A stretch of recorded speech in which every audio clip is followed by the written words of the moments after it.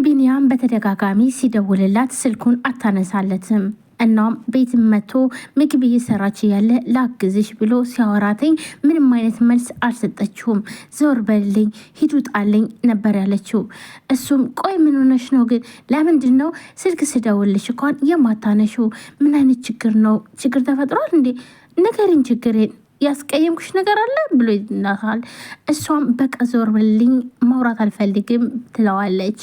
እናም ግራ ተጋብቶ እሱም ቆይ ለምንድን ነው ግን ምን አድርጋት ነው ይሄን ያክል በቃ ሁሉንም ነገር አስታውሰች ማለት ነው ብሎ ተስፋ ቆርጦ እሱም ወደ ቤቱ ሄዳል።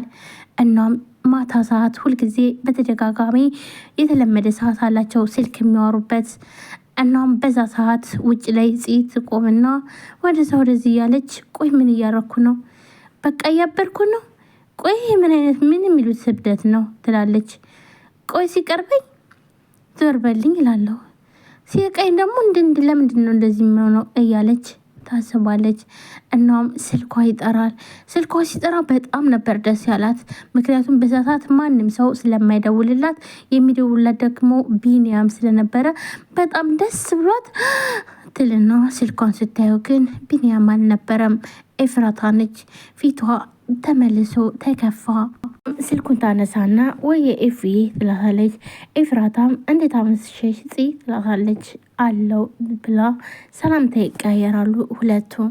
እንዴት አመሸሽ ያፌት ተብዬሽ እንዴት ነው ትላታለች። እኔ የምልሽ ስለወጉት ሰዎች አዲስ ነገር አለ እንዴ ብላ ትጠይቃታለች። ኤፍራታ ለዚህ መልስ አልመለሰችላትም። ነገ ተገናኝተን ማውራት አለብን ትላታለች። ጺም ብድግ አድርጋ እሺ እንገናኛለን፣ ግን ምን ነው የፈራች ትመስያለሽ? የተፈጠረ ነገር አለ እንዴ ብላ ትጠይቃታለች። ምንም ነገር የሚያስፈራኝ ነገር የለም፣ ግን ደግሞ ለቢኒያምና ለናታን በጣም ፈርቻለሁ። እናም ግዴታ ተገናኝተን ማውራት ያለብን ነገር ይመስለኛል ትላታለች። እሺ በቃ ችግር የለውም እንገናኛለን ትላታለች። ግን ለምንድነው የማትነግሪኝ? ምን እንደተፈጠረ በግልጽ ለምን አትነግሪኝም? ቆይ እኛ ማናቀው ወንድሜና ቢኒያም የሚሰሩት ስራ አለ እንዴ ብላ ትጠይቃታለች። አሁን ስልኩን መዝጋት ይኖርብኛል፣ ነገ የምንገናኝበትን ቦታ አስተካክዬ ቴክስት አረግልሻለሁ ትላታለች። ደናደሪ ትላታለች። ጽዮንም እሺ በቃ ደናደሪ፣ ግን የሆነ ነገር ብትይኝ ደስ ይለኝ ነበር ትላታለች። በስልክ የሚወራ ነገር አይደለም፣ በዛ ላይ ደግሞ ተደብቄ ነው እያወራሁሽ ያለሁት ትላታለች። ይህ ማለት እንግዲህ ኤፍራታ ተደብቃ ነው የምታወራው። ምክንያቱም ያፌት ካየ በጣም ከባድ ነው። ስልክም ስታወራ ሆነ እንዲሁም እነሱ ጋር መሄድ የለብሽም ብሎ በባለፈው ጊዜ ልብሷ ልታመጣ ስትሄድ አንቆ ሊገላት ነበር። ምክንያቱም ለምን ያለኔ ፍቃድ ወተሸሽ? ለምንድን ነው ያልነገርሽኝ? ምን ልታረጊ ነው? ልብስስ ቢሆን እኔ እንኳን አይደለም አንድና ሁለት ልብስ ሙሉ ቡቲክ ልብስ መግዛት አልችልም ወይ? ለምንድን ነው ብሎ አንቋት ነበር። እና ስለዚህ ይህ ነገር እንዳይደገም ስለምትፈራ ጽዮንን ስለዚህ በአካል ስንገናኝ ሁሉንም ነገር እነግርሻለሁ ትልና ስልኩን ትዘጋለች። ስልኩን ትዘጋና ኡፍ አምላኬ ሆይ አሁን ደግሞ ምን አይነት ችግር ፈጥራችኋን ትላለች። ጽዮን ግን ውጭ ሆና የጠበቀች የነበረችው የቢኒያምን ስልክ ነበር። ቢኒያም አሁንም ተስፋ ቆርጧል፣ አልደወለላትም። እኛ ደግሞ የትናንቱን ነገር ለማስተካከል እንሞክራለን፣ እናንተ ደግሞ እየጨመራችሁ ትመጣላችሁ። ወይ አሁንስ ኡፍ እዚህ ቤት ትላለች ማለት ነው። በጣም ትበሳጫለች። ምክንያቱም ኤፍራታ የሆነ ችግር አለ እና እሱን ደግሞ ተገናኝተን ማውራት አለብን ስላለቻት ይህን ነገር እስከ መቼ ነው ከስር ከስር እያጸዳን የምንሄደው ትላለች። ኡፍ ወንድሜ አሁንስ በጣም ነው ስልችት የእውነት ትላለች። እናም ስልኳን ስጠብቅ ቢኒያምን ስላልደወለ እሷም ጥላ ትገባለች። ሰላም ውድና የተከበራችሁ የቻናል ቤተሰቦች እንዴት ናችሁ? ደህና ናችሁ? ሁሉ ሰላማችሁ ብዝት ይበል። ለዚህ ቻናል አዲስ የሆናችሁ ሰብስክራይብ፣ ላይክ፣ ሼር በማድረግ ቤተሰቡን ቤተሰብ የሆናችሁም ከልብ ነው የማመሰግነው። ውድ ቤተሰቦች ዛሬም በአዲስ ቪዲዮ መጥቻለሁ። ሐረግ ተከታታይ ድራማ ሁላችንም በጉጉት ስንጠብቀው የነበረው ዛሬ በተለመደው ሰዓት ይለቀቃል። ሁላችሁም ላይክ፣ ሼር፣ ሰብስክራይብ እያደረጋችሁ ክፍል 78 ይለቀቅ እያላችሁ ኮሜንት ላይ አስቀምጡ ማለት ነው። አሳባታችሁንም ኮሜንት ላይ ዱቅ እያደረጋችሁ ማለት ነው። ውድ ቤተሰቦቼ ላይክ አድርጉ፣ ደግሞ ሰብስክራይብ አድርጉ። እና ዛሬ እንግዲህ አንዳንድ እላችኋለሁ ማለት ነው። በክፍል 77 ላይ የተላለፉ በተለይ ደግሞ ያሳቁኝና ከሀረግ ድራማ በጣም የሚመቹኝ ነገሮች ምንድነው? እንግዲህ ሉሊት ስራ በጣም ነው ደስ የሚለኝ። እኔ በጣም እውነት ለመናገር ክፋቷ ምናምኗም በጣም ደስ ይላል። ነገር ግን 77 ላይ የተላለፈው የሰው በጣም የሚገርም ነው። እንግዲህ የሰራችላት ስራ በጣም ከባድ ነው።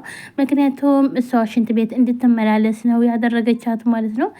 እናም እሷም እየተመላለሰች በዛ ላይ ደግሞ እየቆለፈችባት በሩን እንግዲህ ተንኮል ማን ነውና ከዚህ ጋር መጣላት በጣም አደጋ እንደሆነ ኤፍራታ ማውቃለች ማለት ነው። ከአንቺ ጋር ማን ይጣላል? ምን ብዬ ስጣላለውም ስትል ነበር ማለት ነው። ምክንያቱም ገና ምን አይተሽ ከዚህም በላይ ገና ብዙ ነገር አደርግሻለሁ ስትላት ነበረ። ቤዛም ከዚህ በላይማ ምን ልታደርጋት ነው? ደግሞ ከዚህ በላይ ምን ታደርጋታለች? ምን ቀረሽና ነው ስትላት ነበር ማለት ነው። በክፍል 78 ላይ ምን ይፈጠራል? ሉሊትስ ከመሟ አገግማ እንዲሁም ደግሞ ተንኮሏን ሁሉ ካሁን በኋላ ምክንያቱም ተቀታለች። መጥፎነት ምን ያክል እንደሆነ ለወንድሜ ምንም አደርጋለሁ ያለቻት። እንግዲህ በተለይ ናታን ጋር የምታደርግበት ነገር እንዲሁም ደግሞ ወሬ በተለይ ወደዛ ወደዚህ የምትወስደው ለአፌት የምታመላለስለት ወሬ እንግዲህ አደጋ ነው ማለት ነው። ምክንያቱም ለአፌት ናታን አንተ ማለት እሱ የተወጋ ቀን ናታን ቤት አልነበረም ስትለው ራሱ የተጠራጠረበት ምክንያት እሱ ነው። የወጋይ ብሎ የተጠራጠረበት ምክንያትም እሷ ወሬ ባመላለሰችለት ነው ማለት ነው። ሲቀጥል አቤል እንዴት ነው ወንድሙን ሊወገው የቻለ? ይህን ያክል ቢያናድደው ራሱን ማለትም የድሮ ስለመተው ያለመበቅ ማለት የተበቀለው ነው ወይንስ ለኤፍራታ ማለትም እና ዳጊ እኔ እያለው እህቴ አትሰቃይም ማንም የላት ብሎ ነው እንደዚህ የሚያደርጋት ብሎ ተናዶ ነበርና ለምን የሆነ ነገር አናደርግም ብሎ ነበረ አቤል እና ለጓደኛው ብሎ ለኤፍራታ ብሎ ነው ወይንስ የተበቀለው ነው ያፌትን? ምክንያቱም ለእናቴ ምንም አይነት ክብር የለውም እና ሰርጉን እንኳን ከሰው እኩል ነው የሰማችው። ስለዚህ እሱንማ አይደለም ሌላ እንኳን አይደለም እንደዚህ በትንሿ መውጋት መግደል ራሱ እችላለሁ ብገለውም ደስ ይለኛል ሲል ነበረ። እናም ያው ዳግምም እና ታዲያ እንዴት ጽዮንን አትንካት ወይንም ደግሞ አታውራት ይላል ማለት ነው።